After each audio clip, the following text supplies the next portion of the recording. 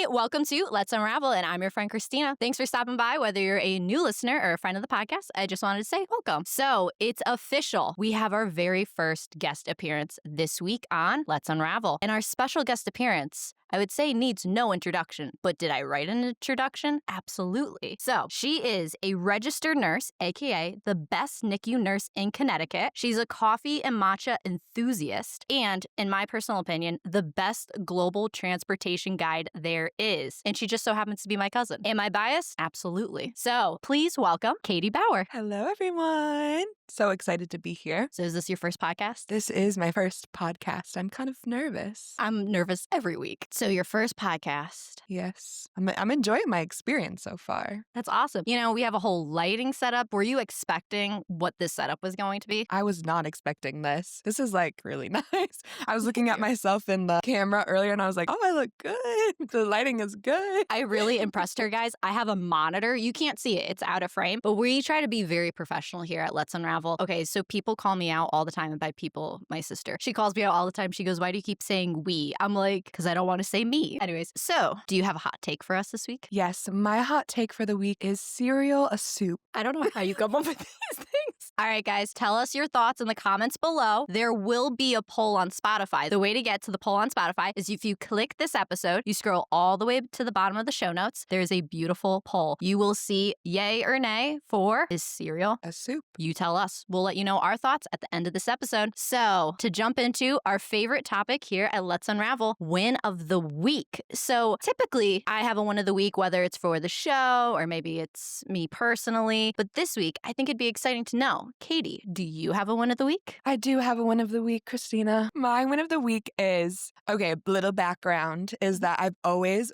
loved jewelry and I've loved like real jewelry. Yes. And no one in our family, well, our grandmother doesn't have any real jewelry. So I'm like, what's going to get passed down to me? You know? That's a shame. Yeah. So I bought myself a gold bracelet. We have a family bracelet that's a button bracelet. And so it's that bracelet in gold. Now, for any family members that are listening and or watching, I'm sad to say I'm not wearing my family bracelet. This girl. But she's represented because it's gold and ours are usually silver. So it's another notch up. So thank you for giving us our win of the week, even though her presence here is also a win of the week just for the podcast. Thank you. Super exciting. Before we jump into our topic of the week, don't forget to subscribe or follow us wherever you might be listening. And if you're listening on YouTube or Spotify, you can comment on this episode. So if you want to give us your hot take on if cereal is a soup, you're going to drop a comment down below. Make sure you like and give us a 5-star rating on Apple Podcasts, and all your comments go a very far way because don't forget, make sure you are subscribing wherever you might be listening. So without any further ado, let's jump into our topic of the week. In today's episode, we are going to be talking all about life, career, and dreams in your 20s, along with some personal favorites and or more hot takes, because those are my favorite. So let's unravel life with Katie Bauer. This is your first podcast. Very exciting. This is my first interview style podcast. So there's a lot of firsts going on here. And it's our first time being in our 20s. So there it is. A lot of firsts. It's true. So for this episode, I'm going to ask you some questions about what life is like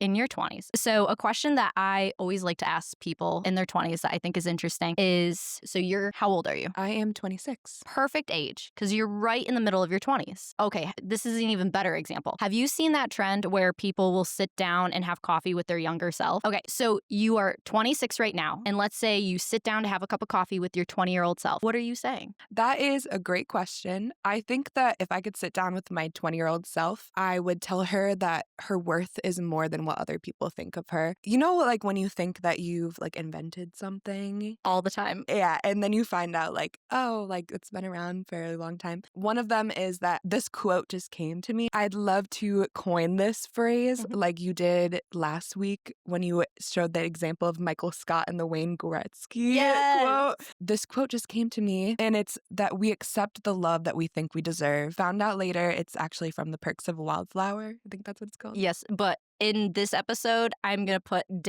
Katie Bauer. So check that out. So it's really my quote. But that's so true because I think that like in my early 20s, I struggled so much with loving myself and taking the opinions of what other people said about me or what I just assumed that they thought about me. Maybe they didn't even say it. And so I just accepted love from myself and from other people that was less than what I deserved. And now that I'm 26, I'm just realizing that my love isn't from them. And it's changed my life. I feel like I wish I could go to my 20-year-old self and give her a hug and be like, you are so worth it. And that don't listen to what other people say about you and don't listen to what your mind is telling you about yourself because you are worth so much. I wish I could snap. I'd be snapping all over. I think one of the biggest things that always happened to me is people would just project their perception of who I am. I talked about in concealed confidence. People just assumed I was confident. And it wasn't until I started to talk to like friends and I'm like, I am nervous and anxious all the time. And even when I said like my spirit animal is a shaking chihuahua, which it's so funny because I feel like it's slowly changing where I'm not as like nervous all the time, but it goes back to that thing like loving and accepting yourself because I can't say that was something like I always did. Yeah. And I feel like a lot of the times you compare yourself to people and like you compare yourself to what they post on Instagram and like things that you say. And then when you are vulnerable with them and then they're vulnerable back, if they are, then you're like, oh, okay, your life isn't perfect. And like I can be easier on myself. So do you follow Mel Robbins at all? So Mel Robbins has this really cool thing where she'd said, if you started to look at your social media page as a time capsule for you, she goes, your perception on it totally changes. And all of a sudden I started to realize it. I'm like, that's true. Because the last couple of years I've looked at my Instagram page. If you look on my Instagram page, I like go through spurts of posting. And then within the last like 5-ish years, it's like one post a year. And I'm like, it's so sad because now I look back and I'm like, I wish I posted more things for me, not even for other people. Like I could care less if someone's like, what did Christina do this week? Because I'm like, I know what I do. I'm very cool. Anyways. I think that a few years ago, I had made like a Finsta, which is fake Instagram for non-Gen Z millennials. I made a Finsta and I was like, okay, like I'm just putting myself on here. Yeah. And I'm going to post a picture a day for the whole year. I made it like 6 months because I'm really bad at following through on things.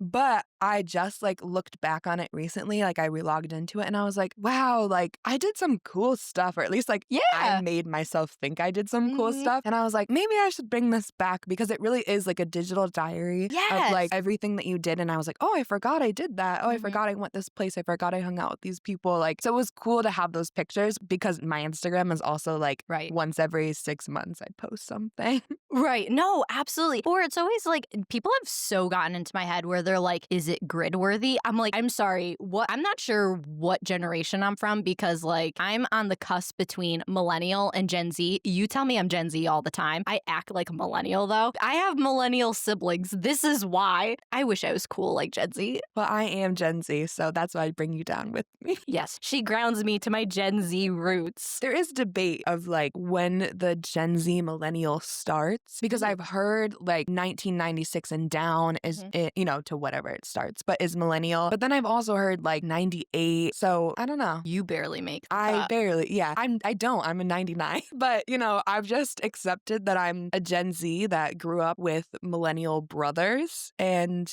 so I have millennial traits too. When you call your brothers millennials, it sounds like they're so much older than they are. One of her brothers is a year older than me. Her other brother is like 9 months younger than me. They're not 10 years older, I promise.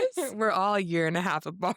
So your poor mother. Shout out to you. We love you, Mom. Love you, Auntie. All right, to go through more questions of life in your 20s. What is one misconception about your 20s that like culture, TV shows, movies told you would be like happening in your 20s? And either it was a lie or it could be good or bad, whatever you decide to roll with. I think a misconception for me was that I was going to go to college. I couldn't date until I was 18. And so I was going to go to college. I was going to find a boyfriend, graduate at 21, 22, get married at like 22, 23, have kids by 24, and just like live my life. Because I feel like, I don't know what shows I was watching, but it was always like, you find the love of your life at college. And that was so true for like so many of my friends, but not true for me. And that was something that on my 22nd birthday, I sat down to reflect and I was like, wow, like I thought I was going to be married. Yeah. And that's crazy. Right. So I feel like that was such a misconception, was like, especially being in a culture that people get married married young, and I went to a college that was always ring by spring. Yes. And there was no ring by spring. I'm so sorry. It's okay. It's fine. I honestly am loving the place that I'm at right now, and I couldn't imagine going through this journey any different way. Although I'd love, who wouldn't want a husband? Right. But also I am so grateful that I didn't rush into anything. Right. And going back to what I said earlier is that I wasn't in a place to love someone when I didn't love myself. Right. And now I feel like I'm at that place where I do love myself and I would be ready for a relationship. You heard it here, folks. Drop comments or slide into those DMs. Please do. No, I think that's awesome because, I think about my early 20s. Oh my God. If I went by Christina, 18-year-old Christina's timeline, I'm pretty sure I should have been on my first kid by now or something. But if I had known this was going to be my life at 18, I would have been cut the script, massive rewrite, moving on. But it's one of those things that, oh God, I'm going to quote my mom, the joy is in the journey. But it's true. There's just so many things where it's okay, my favorite is even I think about that show, Fresh Prince of Bel-Air. Did you watch that with Will Smith? Favorite show. But in the Fresh Prince of Bel-Air, not the remake, he has a new date every single episode. So and he was dating by high school, or he was in high school dating all the time. And I remember thinking, oh, when I get to high school, I'm I'm gonna be dating all the time. It was a dry spell, bad. And then it's so funny because getting into your early 20s, and then you watch all those sitcoms like Friends. Even when you watch Friends and you see Jennifer Aniston, which when we were at Thanksgiving, one of our cousins actually had said, she had pulled the line from social media saying you know how in the first season of Friends, they're just 25. So technically you're in your first or second season of Friends. Yeah. I remember you saying that on your podcast a few weeks ago, and I was like, yeah, I am. My first season of Friends. I think the best fashion was in the first 2 or 3 seasons. I really liked it. Honestly, underrated is Monica's fashion. Yes. Everyone talks about Rachel, but they're sleeping on Monica. Yes, it's true. I love Monica's looks. I was actually going to say, I think my favorite is there's a photo of them doing the football game for Thanksgiving. And I think I really like Rachel's outfit because she's wearing a green shirt and a backwards hat. But I also love Monica's look because she's doing the sweatpants and just a basic sweatshirt. I'm going to pull a picture and try to put it somewhere on the screen. We've talked about so many cool things about just life in your 20s and just the misconceptions. And then even when you were touching on the learning how to love yourself. So would you say so far, because you're in your mid-20s, would you say there's been 1 year in your 20s that has been the most foundational or the most pivotal in all your 20s so far? I would say my 22nd year of life, feeling 22, like Taylor Swift. Tay-Tay, there's always a call out to you. Yes, we love you, Taylor Swift. Like I said before, I sat down and I was like, wow, I'm not married. But my 22nd year of life is when I became a nurse and I got my first big girl job, if you could say that. And I was on that journey of learning how to love myself. And I felt like I was in such a good place there. So my 22nd year, I loved being 22. All the other years, I was just getting old now. And I know I'm young, but I was now I'm in my mid 20s and I know I'm still young and I know I'm going to look back. My mom's you're going to look back in 20 years and be I was so young. But after 22, I was no, I'm just have one foot in the grave. I'm so sorry to anybody that's older than Well, I'm 26 now and I'm okay. Now I'm realizing wow, 22 is so young. And even 25, I was oh yeah, I'm 26 now. So I guess that was young. That's so fun. I like how your pivotal year was so early in your 20s. Mine took halfway through. I remember turning 25 and okay, to all the dreamers out there, you could feel my pain. I told myself, Christina, this was 16-year-old Christina. So she had 9 years. She's you'll make your first million by the time you're 25.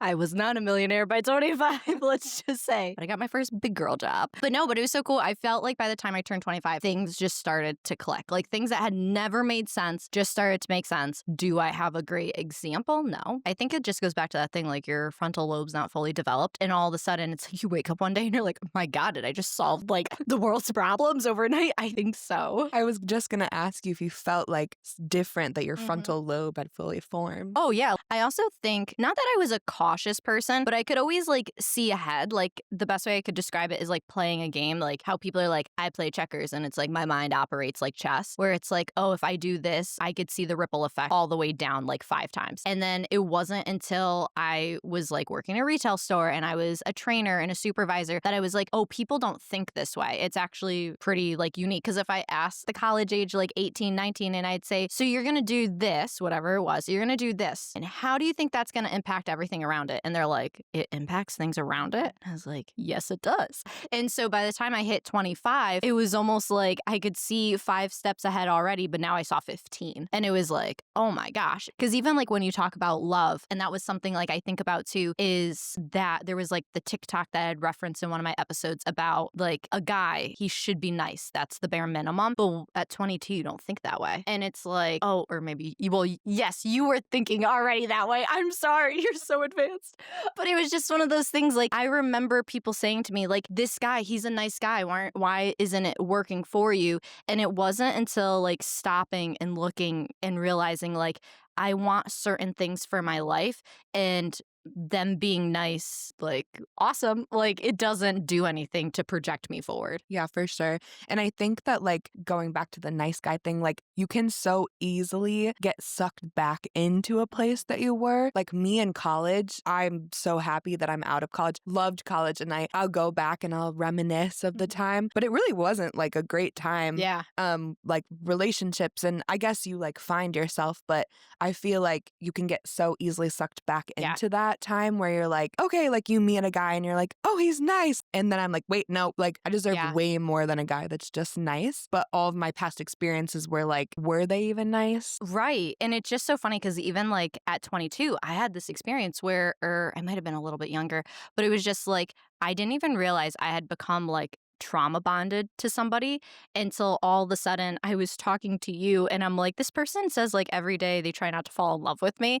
And you're like, that's not normal. We'll dive deep into that on another episode. But there were so many unhealthy boundaries. And it was funny because if you asked me if I loved this person, I would say, oh, like I love them. And it wasn't until I think almost like a year or so after being removed from that environment, we worked together and everything, that I realized like, wow, this was like really unhealthy. And it was all because of like, they built me up just so they could tear me down. And then I was like tethered to them. Yeah, I've had similar experiences like that too. And I remember that it was 2020. And so like I was walking a lot, and I had been talking to this guy from college that was definitely a narcissist, like when I look back on it. And I saw on TikTok that a girl was writing like letters to her future husband. Oh. And so I'm talking to this guy, and I go to Target, buy a notebook, and start filling it with all these letters, which was crazy because I was like, can't wait to meet you. I don't know who you are, as I'm still talking to this guy. Right. Because I just knew that like he wasn't the one I was going to end up with. And it took me like a while to find out like everything that he did and understand like who he was as a person. Right. But I just knew that I deserved so much more. Absolutely. It's funny because it's even like last week's episode when I was talking about mentors and talking about how you can have people that are mentors, and then you can have people, I call them the other guys, because it's like they're not your mentors, but they can still give you good wisdom. And then you have like your trainers. But you come across people in your life where it's like, not that you don't value what they say, but it's almost like you wouldn't expect them to say something that would kind of like hit you or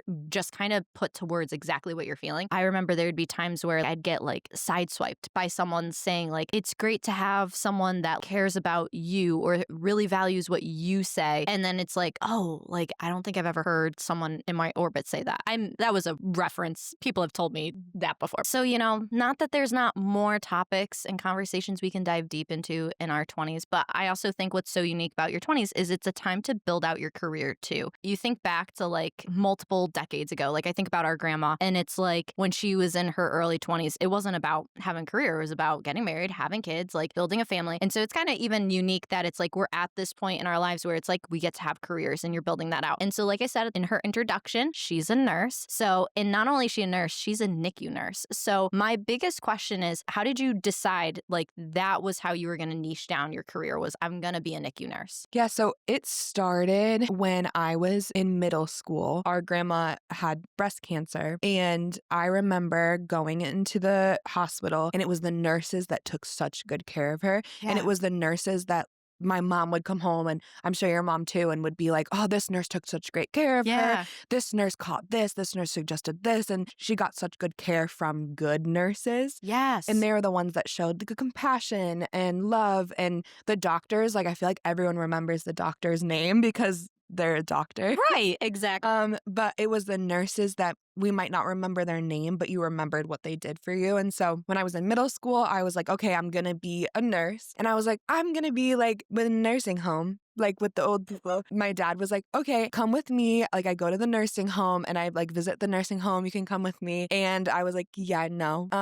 I don't like this. I actually love the baby. And so a friend of mine ended up having a baby that she knew might pass away. And so the baby had passed away a couple hours after life. And my mom came home and she said that the nurse said to her, to my friend, she said, you love your baby so much and all your baby has ever known love. You are such a good mom. And my mom came home and she was like, and that's what you're going to be. And that's who you're going to be. That's the kind of nurse you're going to be. Wow. And I like could feel it. And so when I go around work and I experience the things that I experience, I've been able to encourage the moms and say that. I actually was able to say that exact same phrase to a mom before. And I could feel like, okay, yeah, like this is what I knew I wanted to do since I was young. And That's awesome. Now here I am. And it's so wild because like we'll get coffee, we'll catch up, and you'll tell me some of the stories and just the impact that you have on these parents. And honestly, if you think about that and the perception of those people, especially those mothers, it could be like the worst days of their life. And to have such like a beacon of hope and light there, that's incredible. I don't know if I ever really knew the fullness of that backstory. I love that. Yeah, I would say that it's so interesting because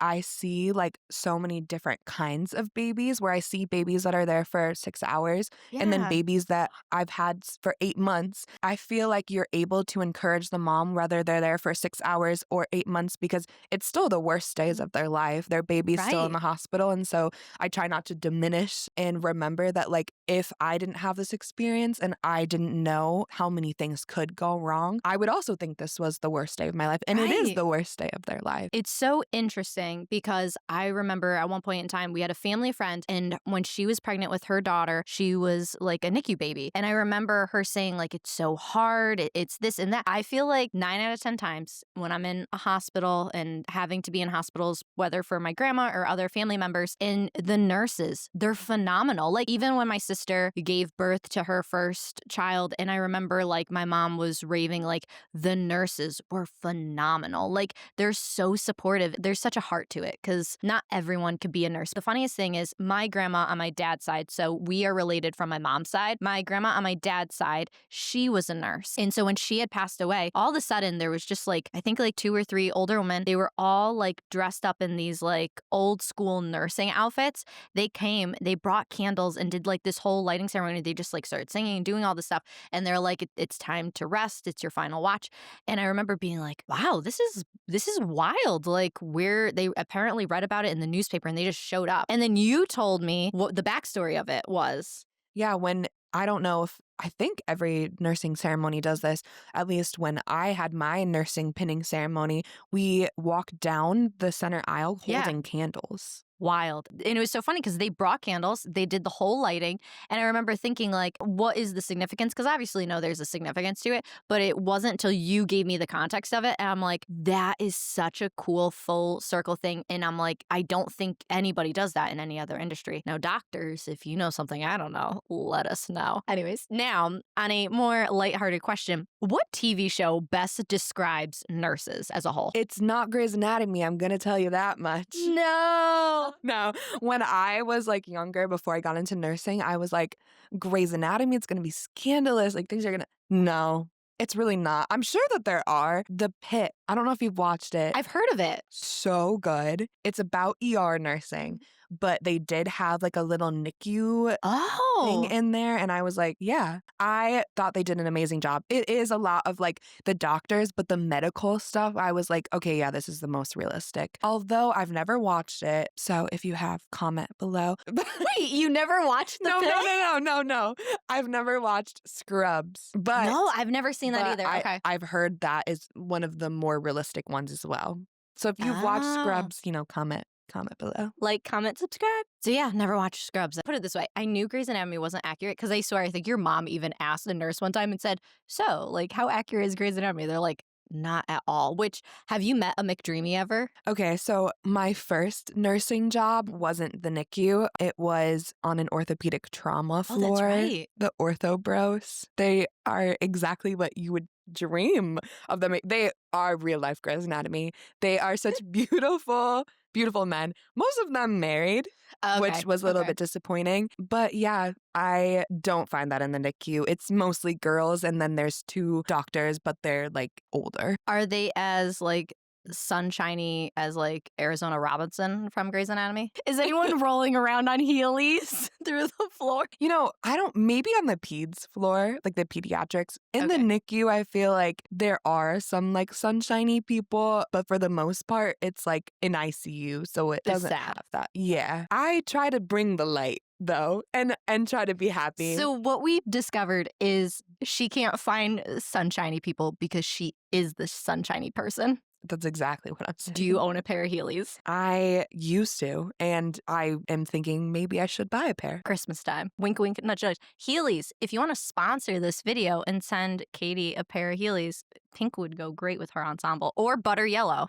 Oh, yellow is my favorite color. So butter yellow. I had a pair of Heelys when I was in like the 3rd grade. I remember I got them. They were my prized possession. And then you went to try to learn how to use Heelys. Oh, and for people that don't know what Heelys are, they're literally the shoes that had the little tiny, like kind of like a skateboard wheel, but it was put in your shoes. So you would basically run, you would jump up onto your heel and you would just slide through wherever. And I remember when I was learning, I almost like wiped out and like cracked my head. My mom was like, those things are going to kill you. But they didn't because I'm still here. That's right. Yeah, I can't skateboard. I can ride a bike, but that's about it for wheels. So yeah, I know my brother had Heelys, but I never had them. The Millennial Brothers? The Millennial Brothers. I might have had them, or I tried to steal theirs and wear them. Valid. But big shoes and wheels didn't really work out. Okay, I'm going to out myself for a second. I'm a size 5 shoes. I can't steal people's shoes. My feet are so small. I'm like, I pray that people have my size when I go to shoes.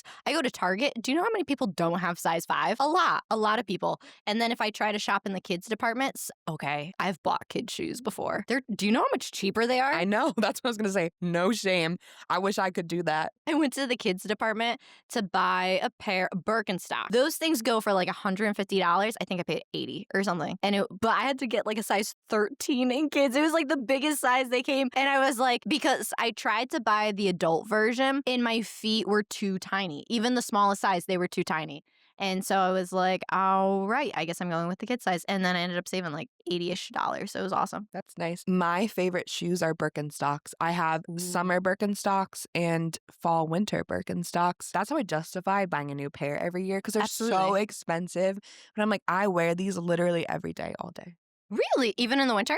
Yeah, in the winter I have clogs, the Boston clogs. Oh, yes. Okay. Yeah, because being in Connecticut, it snows and we have all kinds of nasty weather. But to stay on this shoe topic, I never realized how important a good pair of athletic shoes were. And my personal favorite shoe is Vans. Now, I just have to say one thing. Because of having worked in retail and because I was like 20 when I had first started working in retail, I didn't value my feet. I didn't care about my feet at all. And at 20, you don't care about a lot of things. And so I would just wear Vans. Vans are so flat, and the socks that you would wear, even if there was like cushion or comfort or anything. And then finally, after a year of being in retail, I realized how comfortable Uggs were, and I just would wear those all the time. I was like 25 by the time I invested in a good pair of athletic shoes, and I was like, wow, girl, you could have had comfortable feet for many years in retail and you didn't. Yeah, my dad always says to me that you're supposed to change your sneakers every 6 months. I'm sorry, Dad, if you're watching this, but I don't do that. Shoes are so expensive. They are. Especially sneakers. My dad's like, buy 2 pairs and just every other time, like you go to work or whatever, just alternate them. I'm like, yeah, would you like to buy me a pair of shoes? Because they're like almost $200. But yes, because of nursing, they say like, ask nurses, they'll tell you what shoes are right. Same with water bottles, which is why I have a water bottle addiction. Wait, hot take. What's the best water bottle? Oh, a Walla. Boom. Heard it here first. A Walla is the water bottle to have. Yeah. A Walla, feel free to sponsor this episode. I like any color except for pink. She will take pink. Yeah, or yellow. But yeah, so it took me a couple years to find good sneakers. And now that I have, I'm like, okay, I do understand kind of what my dad was saying. Right. But, you know, they're expensive. Oh my God. It wasn't until like I started working out and I was like, I should probably buy a pair of like, because I honestly always looked at athletic shoes like I could wear Vans. I wore Vans all the time. I love my Vans so much. I must walk funny because I get holes in the top of my shoes. So I don't even know how it happens. But all the Vans that I wear, I have like 2 or 3 pairs of white Vans. I just have holes in the exact same spot. And it wasn't until I started like working out and I was like, you know what? Might as well invest in a pair of athletic shoes. And then when we went to London this past like winter, it was like February-ish. I was like, I should buy a really nice pair of walking shoes. Those are the best shoes I've ever owned. And we walked all over London. Our first day there, we walked 12 miles or 15 miles. It was something like that. Yeah. I had like a cut on my foot on the top because I tied my shoes so tight, but everywhere else, perfect. Yeah, and I wore Air Forces. Oh, right. Because I wanted to look cute. And I had blisters on my feet the whole trip. But I was like, worth it. Beauty must suffer is what my mom always said to me. You did the Princess Diary. I popped a foot where it's like running in front of Big Ben. Pop a foot. Yes. Love it. Love it. So back to nursing because we took such a rabbit hole off of that. But there's a lot of hot takes we had to talk about. Anyways, so, okay, you know how you will see, like, on TikTok, they have all the, like, days in your life, like, videos, and they even have them for, like, nursing and stuff. If you were going to make a day in your life video, what would that look like for you? Like, for nursing, of course. All right, so I have a longer commute, so it takes me a little bit to get into work. Then once I'm there, we, like, clock in. What's nice about being in the ICU, when I worked on the adult floor, I had, like, 6 patients. I work day shift and night shift, but now that I'm in the ICU, I get, like, 2 patients. Ooh. Which is so much nicer because I feel like I can, obviously it's the ICU, but you can really focus on those 2 patients. So I get my report from my 2, like either it's the same nurse or 2 different nurses. And then I go in and clean my rooms. And we keep our babies on 2 schedules. Either they're on an 8-11-2-5 schedule or a 9-12-3-6. Okay. Just to keep all the cares it's very organized. You thrive as a type A person. Ooh, okay. On it. I'm like a middle between type A and type B because like I'll get report and they'll be like, yes, I don't know anything. I'm like, that's okay. That's totally fine. And then there's other people that like I give report to and they're like, what was the exact time to the second they were born? And I'm like, wow. I don't know. So you're going to have to look that up. There's a mix of people, but yeah, so we like go in and clean the rooms, get the babies set up. And then I do like a couple care times. I like to eat lunch at like 3 p.m. if I'm working day shift. Okay, so when does your day start? Oh yeah, my day starts at 6. Well, I get to work and clock in by 6:45. Okay, and you do, is it 12-hour days? Yeah, it's 12. Okay, so you do 12-hour days. Your shift starts at 7? Like 6:45. Oh, sorry. 6:45. Yeah. Okay. So your day starts at 6:45. You don't eat lunch until 3 o'clock. Guys, if you don't know, I'm a foodie. You should know this. We've talked about cooking before. You don't eat lunch until 3 o'clock. That's like, is it not 8 hours? Yeah, it's really bad. And okay, I've been trying to go earlier. You know what? To each their own. No shame. Here's the thing. So like I told you guys, like it's 8-11-2-5 or 9-12-3-6. I like to go after that 2 p.m. or 3 p.m. or if it's night shift, 2 a.m., 3 a.m. care time because then I only have one more care time and then I get to go home. That makes sense. Okay. Yeah, so I'm like, okay, I take my break. I have one more care time. Then I'm free. Yes. It's not healthy. Well, some people fast for like 8 hours. Yeah. So you're intermittent fasting. That's true. Yeah. Sometimes I do snack and like a lot of times like parents, they'll bring like donuts and cookies and everything. Okay. So like I can't say that I don't eat anything. What is the coolest thing a patient's done? Like, or a patient's parent or whatever? Oh, yeah. So a lot of parents end up bringing like snacks and food, which is like super nice because like who doesn't love food? Absolute free food. Right. I think that the best gift that I've gotten was after a baby had gone home, the mom had asked for my address and she had sent me this little keychain of the baby's footprint and his name and date of birth. And I thought that was like the cute, it's like hanging up in my room. That's so sweet. I just thought it was like the sweetest like little memento. And one of my coworkers, we were both like the primary nurses and she got one as well and she keeps it on her badge. I love it. Do parents ever come back with their babies like to show you like, look? Yeah, a lot of the babies end up needing like appointments afterwards. Ooh, okay. And so there was one baby that I took care of for 8 months that I was like her primary nurse, which primary nurse means that every time you're on the shift, you get that baby. Ooh, okay. Which is nice because you have the continuity of care for the baby and Yes. also for the parents as well. And she had an appointment. I ended up working day shift that day, and she got to come up to the lobby, and I got to see her and hold her. That is so special. And what I love about NICU nursing, one, like it kind of ages you because you're like, Makes sense. my like first primary is like 2 years old now. Right. It's so cool that you get to see them grow up too. Right. This is where I always think it's so interesting about having friends in different careers, because I know the context for me having a bad day is not the same context of you having a bad day. And I was like, I had a bad day. And it's like, Christina, how bad was your day?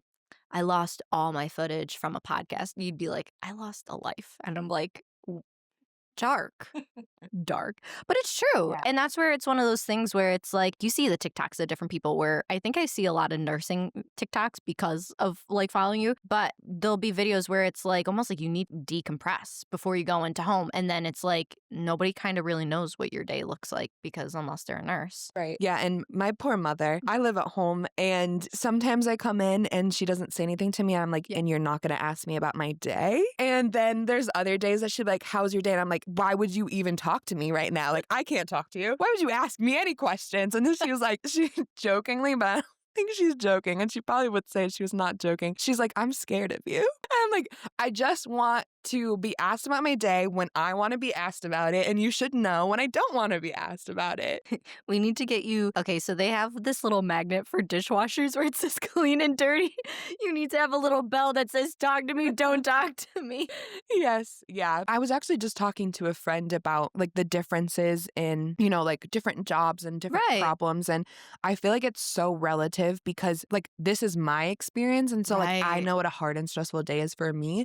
But like I think of my brother who's in accounting, like he can have a horrible day. And to me, I'd be like, you just put numbers in all day. Like what's hard about that? But it's all like super relative to what you do with your life. Well, it's true because it's even like having worked in like insurance. And it's funny because the company I worked for was a startup and then it became very corporate. And it was one of those instances where I realized like you can work from your phone. Like it's nonstop. And with being a head of a department, we had international offices. So I would wake up at, didn't matter what time, have a flooded inbox. So it felt like I could never escape it. Everything was fully remote. So there's no separation. There's no time to decompress. My decompressing was like, I'm walking down the stairs to eat dinner, you know, and it's just one of those things. And if you're not having a problem on the US side, there's international problems. Did you realize how many currencies there are in the world? I didn't find out till I had to deal with it one day. And I was like, who knew American dollars? I mean, obviously American dollars, but there's Australian dollars too. So needless to say. But no, it's true. It's the context. And I think that's the cool thing about having like friends, family, they work in different industries and being able to realize like there's a lot that goes on to things. My favorite is I had a friend. I would tell her about my day. And I remember one time she was trying to set me up on a date and she was telling the guy and he goes, so like, what does Christina do? And she's like, I thought I told you. And he goes, no, can you tell me again? And she's like, I really don't know what Christina does. She does things with spreadsheets. And I'm like, accurate. People would ask me all the time. They're like, can you explain your job? And I'm like, I do so much of a lot of things because when you work in a startup, it's like a sinking ship where you're just like, plug the holes everywhere. One time, my cousin, Amy, if you're listening, one time she comes up to me and she goes, so like, is your job like Chandler Bing? I'm like, yes, it's like Chandler Bing. Nobody really knows what I do. The transponster. Right. Hey guys, I hope you've been enjoying this conversation with Katie because I know I have. Instead of cutting this conversation short, we are turning it into a two-parter. So you are going to want to make sure that you are subscribed on YouTube at Let's Unravel Pod. And if you're listening on Apple Podcasts and Spotify, make sure you're pressing that follow button so you can stay up to date on all new episodes. Part 2 will be released next Thursday. And I want you to hold on to this hot take. Is cereal a soup? Let us know your thoughts in the comments below and check out that poll on Spotify to cast your vote. You'll hear Katie and I's thoughts next Thursday and you're not going to want to miss it. If you want to catch up with Katie, you can find her on Instagram at Catherine Bauer _. I'll have a link in the show notes below. It was great hanging out with you today, and I'll catch you next Thursday for part 2. I'll talk to you later. Bye. Oh, wait, I got a surprise for you. Check out this trailer for next week's episode. Okay, really. Bye. I had to meet with a guidance counselor after like career, and I was like, I want to be a physician's assistant. My guidance counselor was like, I don't think you could do it. I remember being like, okay, yeah, like I don't even think I could be anything in the medical field. And I like turned to look at the sign and it was all in French, and I was like, I'm just gonna walk. I think walking sounds like a better option. I picked up embroidery, or like a friend of ours would say fancy sewing. What do you mean? Gumby has a better figure than you.